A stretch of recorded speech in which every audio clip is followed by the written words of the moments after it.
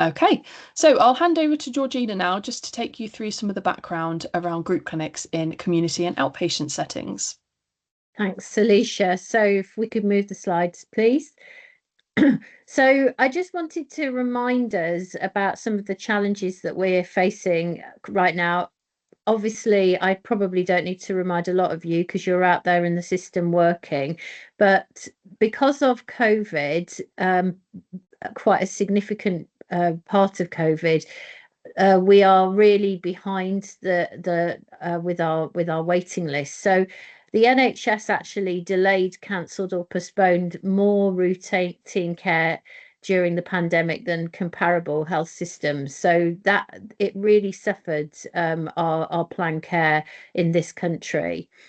We've got very low productivity currently in secondary care, despite the fact that we have had a rise in clinicians working in secondary care of 35%. And that's mainly down to high A&E attendance and delayed discharge, which is obviously blocking beds and meaning that we can't do that planned care. So even though we've got more staff, we can't actually deliver more planned care. In September 2025, the total waiting list in England was 7.39 million people, 6.24 million people and 7.39 million cases. So obviously there's over 1 million people who are waiting for more than one thing right now. And the 18-week target for non-urgent consultant-led treatment has not been met since 2016. So that's quite an important thing to know because that is a big focus within the system at the moment.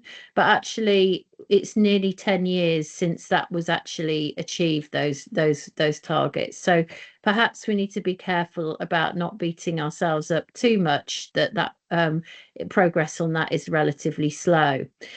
Staff are at the moment really under pressure. They feel quite disengaged, and we've got high levels of staff sickness. Amongst nurses, for instance, the average amount of time lost to sickness is actually 1 working month a year, which is an awful lot of time. And that's double the average sickness rate for the public sector. So we need to be thinking about how we deliver this change, improve waiting lists in a way that is engaging for staff and actually is perhaps even energizing for them. And that's one of the things that group clinics can help with, which I'm sure you'll hear from our speakers today. There's also a clear message in the Darcy findings that patient and carer voice is not strong enough in the NHS. I'm personally a massive champion for carers. I think that we are absolutely they should need to be 100% involved and supporting their loved ones. And that just makes good economic sense as well, because 20% of hospital admissions, which is one of the reasons why we have a delay in being able to address our waiting lists, is because the carer can't cope anymore, not because the person is actually more unwell. And I know we've got Linda on the call here, who is actually a carer, and I'm sure, Linda, you can kind of empathise with that. So we need to empower our patients, but we also need to empower carers as well, and we need to re-engage our staff. And that is something that group clinics can really help with. So how can they do that? Next slide, please. So where they fit in really, really well is where we've got a big volume of care to do, which may be relatively simple or routine, and may involve an assessment process or may involve a review. And where there are some often quite clear guidelines and protocols. And in general practice, that's a lot of QOF, for instance, and in nursing services, specialist nursing, in therapy services, AHP services. This is also an area where we can often work using the group clinic model. Where group clinics are not going to be helpful is where you've got somebody where you're trying to do a differential diagnosis. You've got to take a very, very detailed history before you can make clinical decisions. So we're not going to be using group clinics for first appointments, for instance, for cancer, that kind of thing. But there are ways that we can prepare our patients for their first appointments that can end up saving time and freeing up time in one-to-one appointments. And I'll explain a little bit more about that shortly. Okay, next slide. So let's have a think about waiting lists and how group clinics can help with those.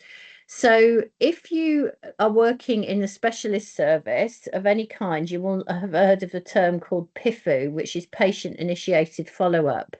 So one of the things that is a barrier to PIFU is actually being able to give patients quick access when they require it, because obviously when a patient initiates follow-up, it means that they need it. And it can often result in, reduced productivity when you've got one-to-one appointment clinics, because you've got to save some PIFU, save some appointments in case there's PIFUs. In a group clinic, you can easily slip extra people into your clinic at the last minute. So actually, it really helps with PIFU. So what we can do is use the group clinic model to improve our follow-up productivity. So accelerating the use of PIFU is one way of doing that. The second thing is to use the group clinic model to reduce the specialist time doing follow-up. So often when we talk to people, they tell us that we can't get our first appointments in with our consultants because they're doing so many review appointments. So if we can use a group review where the consultant can see those patients quicker and in a more productive way, that's going to free up one-to-one appointments for their initial assessments. And then thirdly, because of the way that group clinics work, a consultant can potentially just bob in for a little while, or a specialist can bob in who would otherwise not get to see that group of patients, and they can in that way delegate the review appointment to a member of staff who may be less highly qualified than them, but still maintain that oversight of the follow-up process. So just thinking, for instance, about what you're going to hear about today, the team had an occupational therapist present at the group assessment that they did, so that she could offer OT advice alongside the physio advice. And that's a great way that just wouldn't be worth that OT's while spending the whole of a morning's clinic when it was one-to-one, but she could be there for part of the session and do some of her OT discussions with the patients at the group assessment. So group clinics, the first way they can impact on those waiting lists is by improving follow-up productivity.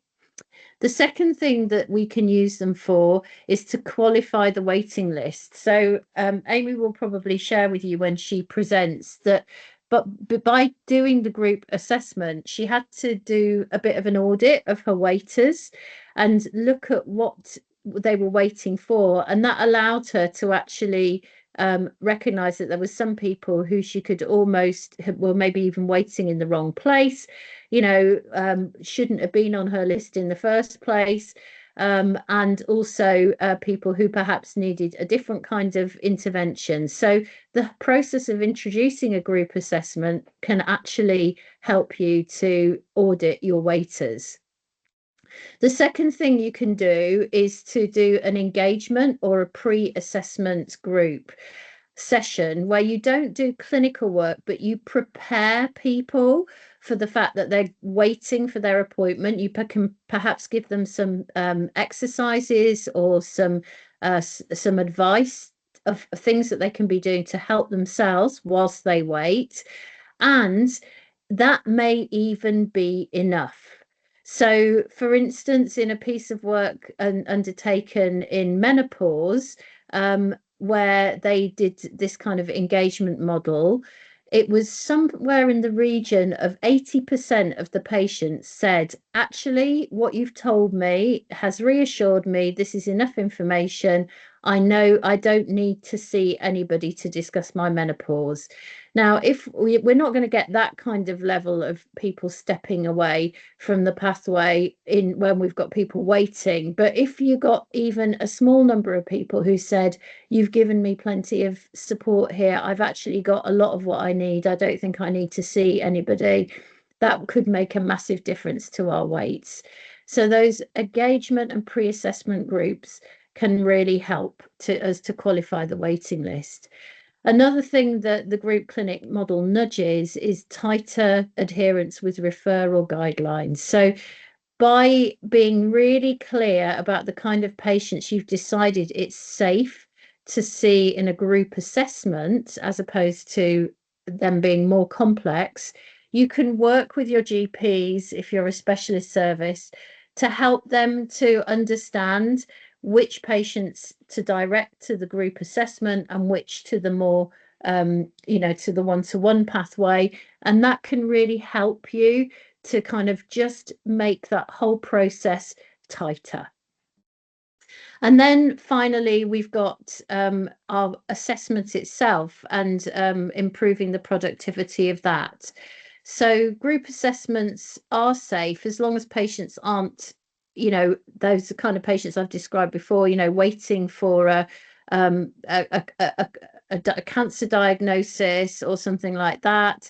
But actually, even in a pathway like cancer, we've just been doing some work recently with a cancer pathway where they've introduced an engagement session as patients are referred onto the cancer pathway.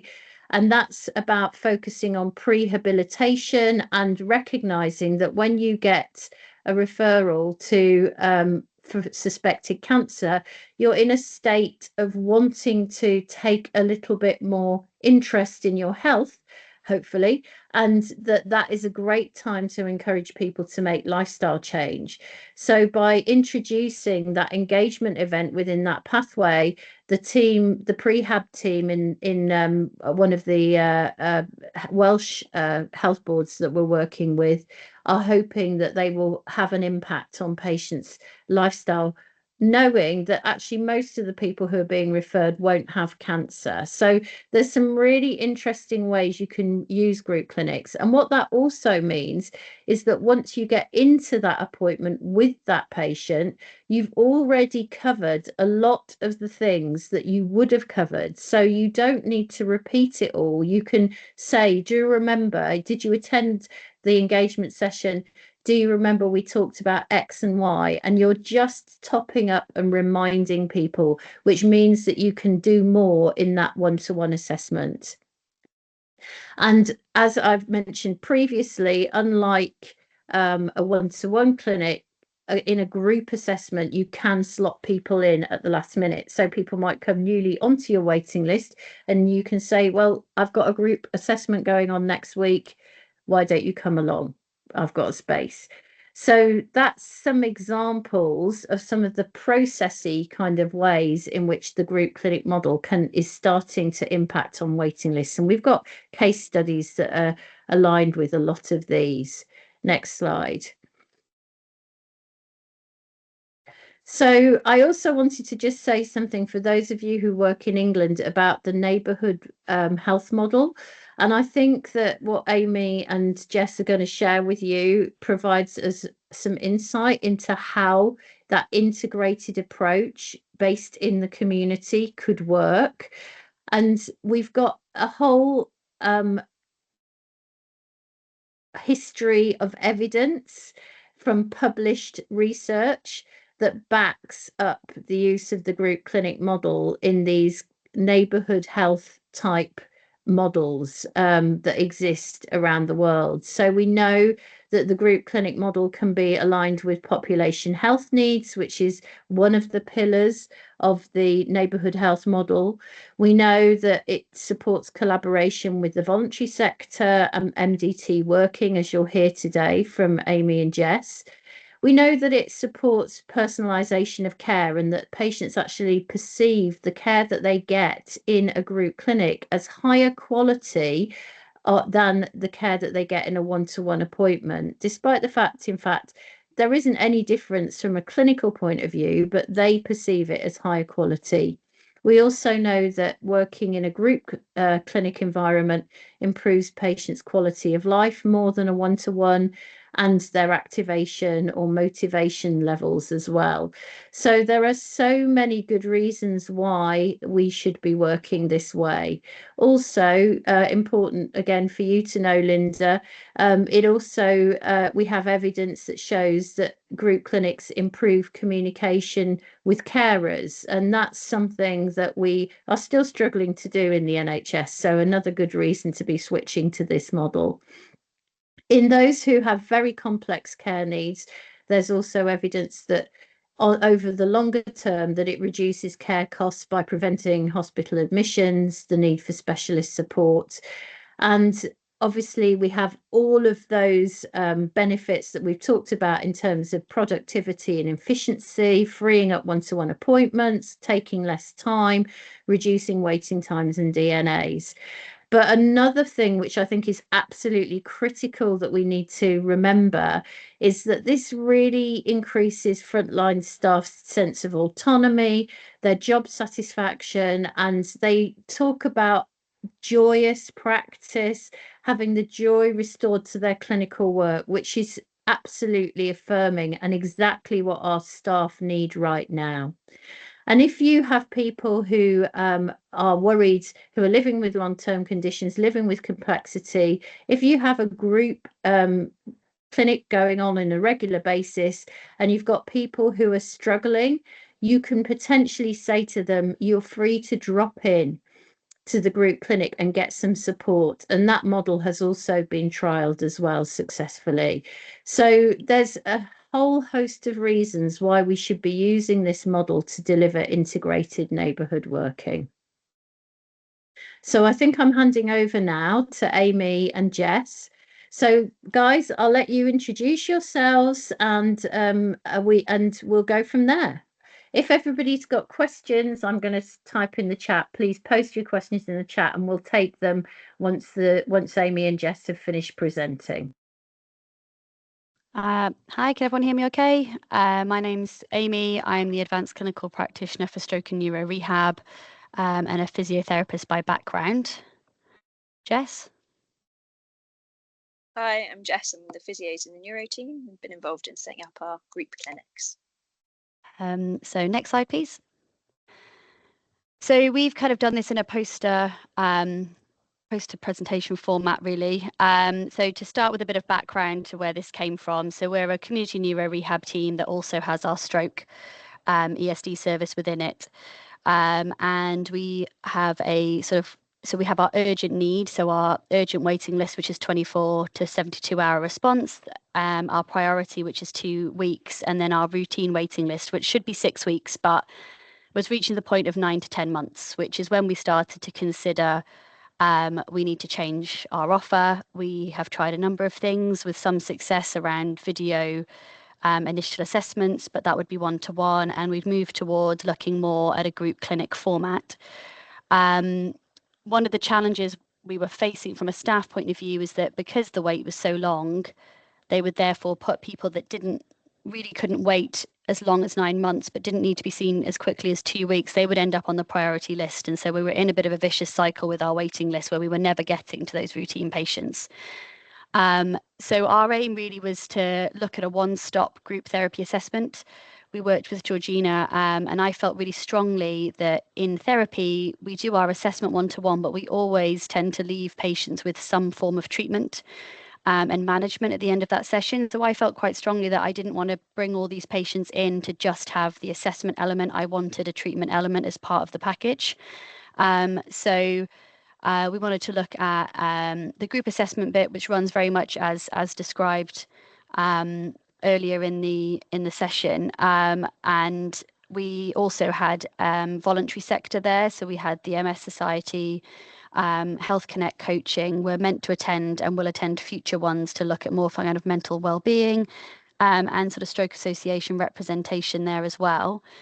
In terms of the setup, we had a physiotherapist lead as the clinician, and we sent out a pre-questionnaire to get some subjective history, and a mood screen and a kind of wellbeing screen, so the EQ5 D5L, which will be familiar to some of you. And we then from that gathered our topics for our topic board, and went for pulled together the main topics to kind of lead the session, which pulled out a lot of things that we weren't expecting. So one of the things Georgina touched on was us having an occupational therapist available. What became very clear from the session was that a lot of the people that had been referred from physio didn't actually want physio. So that was a really interesting kind of pull out that Jess might touch on later. But in terms of the actual running of it, we did the initial assessment, group assessment, and then they moved on to a treatment section. So based on what they'd said in that initial bit, if you can scroll down a bit to the method section for me, we had the criteria was to be assistance of one person, so they need to be able to transfer with assistance of one, and there needs to be able to cognitively and communicatively engage in the group. Obviously with our cohort, we have a lot of people with cognitive problems and significant physical deficits, so that was our cohort that we knew would be able to engage in the session, and a maximum of 10 people per group. So there was 2 sessions, one in the morning and one in the afternoon. And there was a one-to-one physiotherapy assessment for each of them during the initial clinic in terms of subjective. And from all of that, we decided, okay, well, what do they need? So the following half of the section was an ability to have a standing exercise program with a physiotherapist with an initial couple of outcome measures and assessment, an upper limb review, time with our exercise specialist to see what she might be able to offer, and also the occupational therapist. And as it turned out, the occupational therapist for the initial session ended up running an impromptu fatigue management group, because what came from the initial assessment part was that people were really struggling with fatigue. So that was a real bonus to have that occupational therapist there to manage that straight away. If we can scroll down a little bit, please. Thank you. So yeah, you can see that there. And also there was the ability for them to spend time with the voluntary sector as they were there for the whole session, so they could kind of pop in and discuss with the MS Society and what they can offer depending on what their needs were. If we roll up to the top, we'll move on to Jess. Yeah, so in terms of our results and outcomes from the session, we asked people at the beginning, how confident do you feel about knowing how to keep well? And that was scored from 1 to 10. We found that in the morning group, the scores went up 43% within that session, and in the afternoon group, scores went up 21%, which was really significant, and we were really sort of overwhelmed by that. We also asked patients a patient activation measure, which was how good you are at taking care of yourself. And Georgina can elaborate a bit more on this one with previous work that's been done, but there's a cost saving implicated from that. So for each point that is improved, it's equivalent to £327 per patient in NHS cost savings. So that's where the 5,559 saving comes from there. If you could just scroll down for me, please, on the poster. Lovely, thank you. So we did some post-clinic feedback questionnaires, and these were really overwhelmingly positive. So 100% of those that attended both the morning and the afternoon session would recommend the session to family or friends in the future. We had comments such as it all worked really well, it was nice to be listened to, it was good to have someone to talk to, and it was nice to be able to see multiple teams in a day and meet others in similar situations. And I think from being at both sessions, it was really clear that that peer support was so valuable to patients on the day. If you could just go up to the top right corner, please. Thank you. In terms of cost savings, so compared to our usual care for our neuro outpatients at the moment would be more home-based community settings with a lot of travel time incurred, where communities that are in coastal and rural populations. So we do cover a large area, and we spend a lot of time on the road. So the 2 clinics enable us to save £612 as our rough workings out of the costings for the initial clinics that we've run, and additional savings in travel time and freeing up time to see other patients on our waiting list that did need that one-to-one support. Other outcomes include, as Georgina mentioned earlier on in this session, the benefit of reviewing the waiting list. So we've contacted some patients to invite them to the group clinic, and they've said, actually, I no longer need your services. I'm happy, I'm self-managing at the moment. Or other patients that have identified another need and we've referred them onto another service. The travel time saved, as I mentioned, the reduced waiting list so that we're able to get to those other more complex patients that require that one-to-one support, and also the enhanced MDT working. So we had assistant practitioners and rehab support workers working with us on the day, as well as our occupational therapy colleagues. And it really helped to build those links with the community voluntary sector as well. So with the Stroke Association, with the MS Society, and we're hoping to invite a carer support service in the future as well, so that we're both up to date from a professional point of view with regards to referrals into those services, but also for patients to self-refer and access those services and know that they're out there. If you could just scroll down for me, please. Oh, sorry.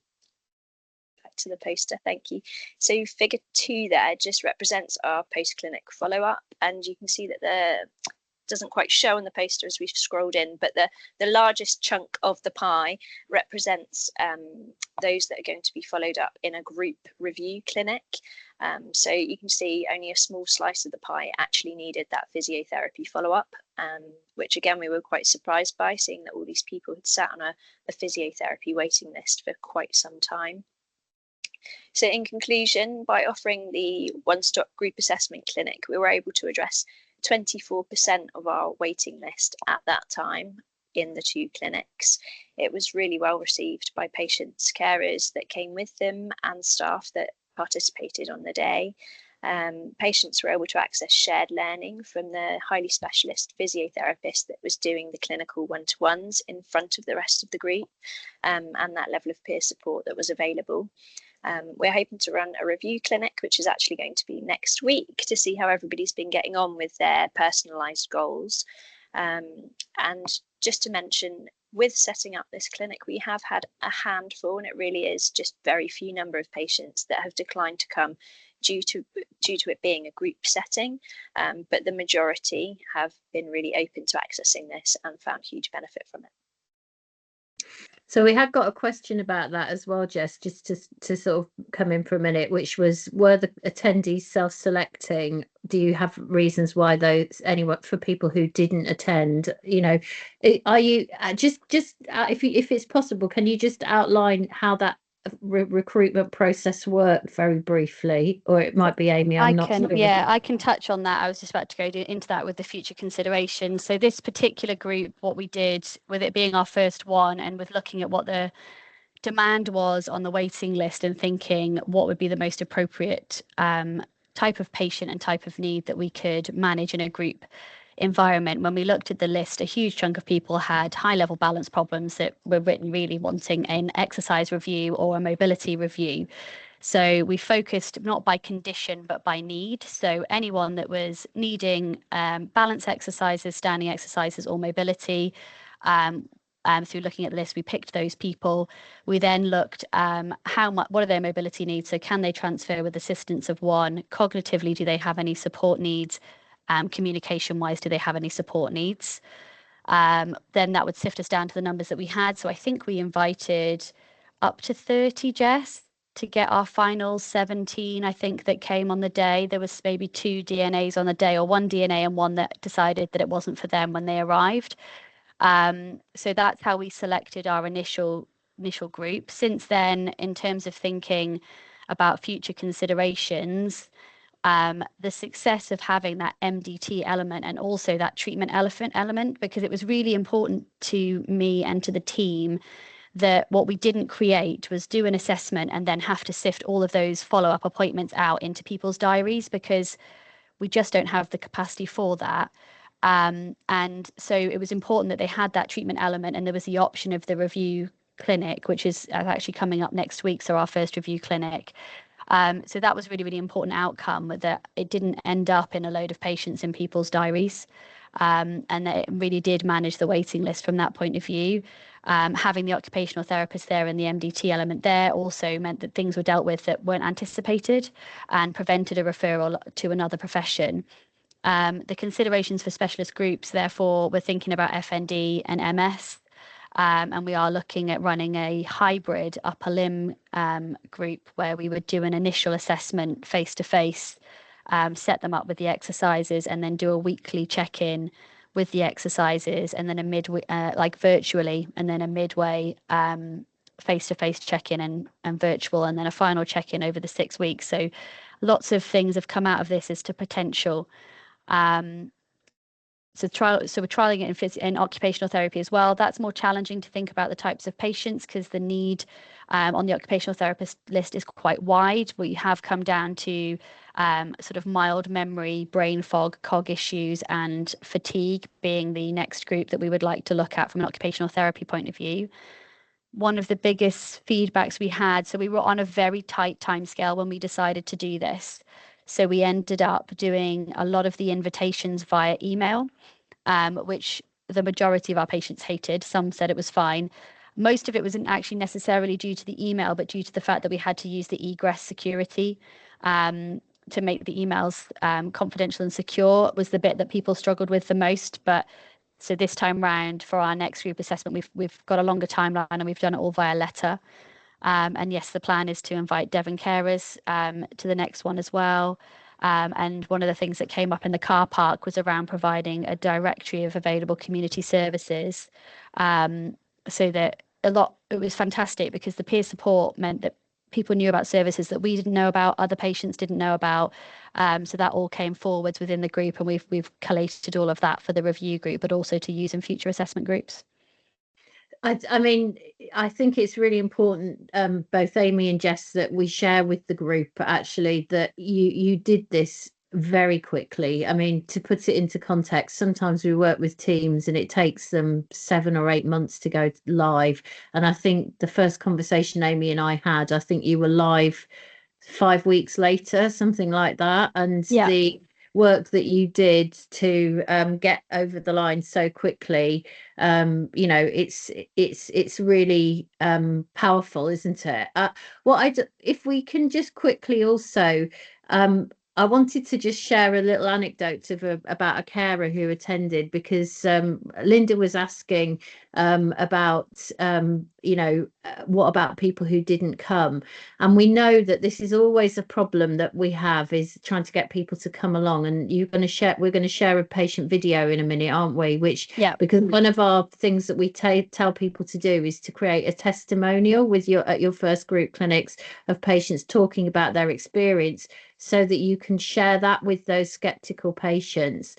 And this carer said to me, I was very skeptical about coming to this group, but actually it's exactly what we needed, and I didn't even realize that this was what I needed. We've learned so much. We know about stuff that's going on now. We're going to follow up with various different carers support people, food banks and things. It's and she was very emotional when she was talking to me. It had clearly made a massive difference, and it was going to be a turning point in her life, supporting her son. And I think that that's what we've got to know, is that people might not be thinking that a group is for them, but once they get in the room and they meet other people going through the same kind of stuff, it is literally life-changing for them. So we have to persevere with that a little bit, don't we?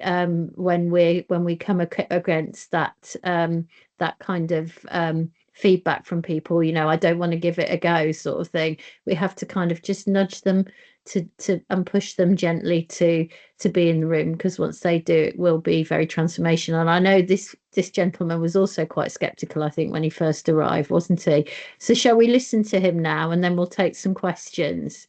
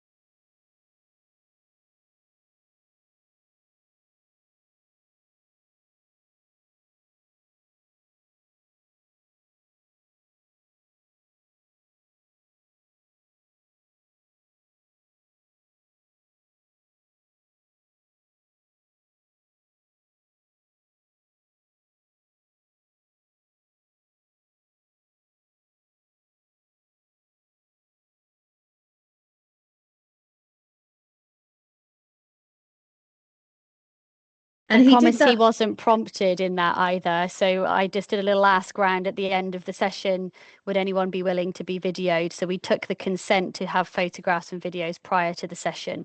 And then just at the end, he hung around. He said, no one's going to do it for you, are they? And I said, oh, are you going to do it for me then, Rod? And he said, yeah, come on then. And off he went, completely off the cuff, one take. So it was really lovely feedback. It was, and that's a beautiful little patient testimonial that you've got there that you can now send to your patient. So remember, when you're doing your new Yeah, we've sent it, the link. Yeah, we've send got it in link there. to that so they can hear him. So if I think the question that we had one question so far that has been answered in the chat. If anyone else has got any other questions that they want to ask, just pop in. Can I ask as well, guys, what would be your advice to people who are on the call who maybe haven't done group clinics yet? What would be your advice about getting going with them? So I think it's just about giving it a go. So we certainly didn't get it perfectly right the first time we did it. We've learned loads from the process. It's given us loads of ideas of how we can do it differently. And the patients are your best feedback for that, but also the clinicians. So one of the things we did do is we had over and above the number of clinicians at the first two groups so that they could learn the process, but it also meant that they could feedback. And what was really lovely is how positive the clinicians felt after the group. So it wasn't just about the patients finding it really beneficial and their carers finding it really beneficial, but actually the clinicians were shocked about how well the process went, how much input they actually managed to give those patients. And they were very apprehensive at the idea of not doing their usual full neuro assessment. We did a surface level physical assessment. We checked that would be the safest route, and there was enough in there to get a good understanding of what that patient needed. So that was an adaptation for them to get their heads around. But I'm lucky I have a very motivated team that put up with my suggestions of change really, really well and engage in it really, really well. So I just think do it. Don't hang around too much. Don't let yourself think about it too much. And I think one of the biggest things that helped us was sending that subjective info before, so we had a bit of an idea of what was coming through the door and could be ready for it before we started. So one of the questions is from Michelle was it exhausting to try and assess and treat multiple patients in one setting? No, so the way that we had it was that there was a max of 10 people. I think there was 9 in each group in the end.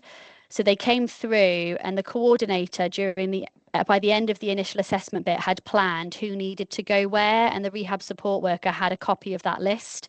So there was 4 physiotherapists ready to provide a treatment, whether that's upper limb or a standing exercise program.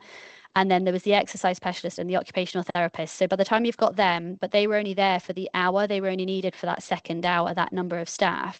So that meant that patients could go straight in, and while they were waiting, they could talk to someone from the voluntary sector. So nobody was ever hung around doing nothing, but everybody got through it.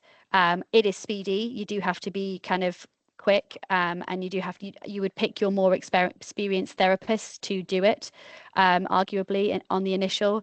But it worked really, really well. And I think that's really important to recognize, isn't it? That for clinicians, it's not that they're really doing anything. Their clinical work is not actually different. It's just they're doing it in a different way. And it's amazing how much comes out in the group assessment, isn't it? How much insight you get, because when you're one-to-one with somebody, they don't always think of things, but when somebody else in the group says something, it triggers them to remember something that they haven't perhaps mentioned. And it was the efficiency of sharing that. So the big things that came out were brain fog, fatigue, and like social isolation, I think were the 3 biggest things that came out. So none of those things were actually anything to do with really physiotherapy in theory, but they were all on a physiotherapy waiting list. So the fact that we had the right team to then pass them on to for the second half of the clinic meant that they addressed their physiotherapy issue if they felt that was needed, but they also had the opportunity to address all the other things all in one place, which is why we ended up calling it a bit of a one-stop shop. Well, it's a really good example of a neighbourhood group clinic, actually, because you've got, you know, multiple therapists supporting a group of patients post discharge in the community, and supporting them. It'll be really interesting to, when you do your follow-up, to see what some of their changes are in some of their scores and things, and how they've got on. So it's a fabulous model, and it's great to hear that the teams really enjoyed it. So you did have the benefit of our support and training, didn't you, as well? Yeah, so yeah. And if anyone is interested in training, then, you know, and I think hopefully it did help you having us involved. I mean, I think there's no way we would have turned it round as quickly without the support of you guys, and the bonus that the timings kind of worked for you to be able to support us with how we facilitate a group in the first instance. So, you know, the stars aligned a little bit, and that was part of the push to make it happen in the timeline that it did, but also a little bit, we've got this now, let's run with it. We need to start seeing some positive changes to these waiting lists and for the team. Yeah, and that's the thing, is what I love about the way that we support teams, is that you now have that confidence. You're like, yeah, we get it, we know how it works. You don't feel like you need us anymore, but we're here to help you if you do. So we've talked about this morning on email, haven't we, Jess? Yeah. The review, how that might work. I've given you a bit of advice. So that's, you know, it's a perfect example of, like, it's an upfront thing, but then you're empowered to get on with it. So if you're interested in training, do pop it a little message into the email. I haven't got anyone coming up at any more questions. Asia is asking about asthma group clinics. We can pick up with you after that, Asia. You can look on our website. There's lots of recordings of webinars where people are talking about asthma group clinics that they've done similar to this webinar, and we've got case studies as well. So I'm going to hand back to Alicia so that we keep to time and bring the session